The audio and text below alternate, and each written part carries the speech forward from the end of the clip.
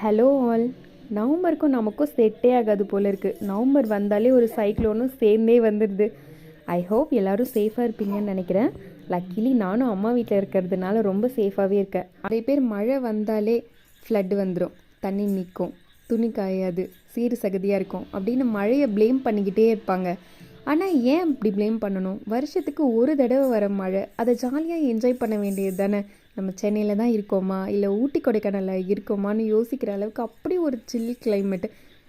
எனக்கெல்லாம் இந்த 2015, 2020, 2023 வந்த ஃப்ளட்டெல்லாம் கண்டிப்பாக மறக்கவே முடியாது.